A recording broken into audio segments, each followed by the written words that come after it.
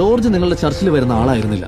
പക്ഷേ അന്നിവിടെ മരിക്കുന്നതിന്റെ തലേ ദിവസം വരികയും പിന്നെ നല്ലൊരു ഡൊണേഷൻ തരികയും ചെയ്തു. എന്തിനാ എന്റെ മുതുകിൽ എപ്പോഴും കയറുന്നത്? ജോർജ് വർഷങ്ങൾക്ക് മുമ്പ് അവന്റെ മക്കളുടെ അഡോപ്ഷന്റെ കാര്യം പറയാൻ വേണ്ടി എന്നെ കാണാൻ ചർച്ചിലേക്ക് വന്നിരുന്നു. പക്ഷെ അവൻ സ്വന്തം കാലിൽ നിൽക്കാനായപ്പോ മുതൽ അവരെ അന്വേഷിക്കാനും തുടങ്ങി. അവരെവിടെയാണെന്ന് ചർച്ച് ഒരിക്കലും പറയില്ല. അതൊരു സ്ട്രിക്റ്റ് പോളിസി ആയതുകൊണ്ടാണ്.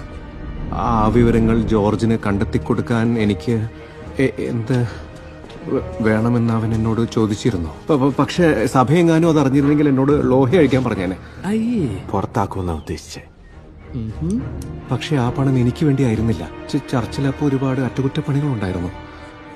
ജോർജ് എന്നെ തേടി വന്നത് അപ്പോഴായിരുന്നു. ഞാനതൊരു അവസരമായി കണ്ടു. ഖേലബല്ല ആ ബാഡ് ഷെപ്പേർഡ്. അത് ഞാൻ. ഇനിയുള്ളത് റെബേക്ക, മിസ് ആബ്സെന്റ്. ഇവിടുത്തെ ഡെൻബ്രൂക്ക് കൾച്ചറൽ ഫെസ്റ്റിവൽ ഇഷ്ടമായോ? ഒരുപാട് ഇഷ്ടപ്പെട്ടു.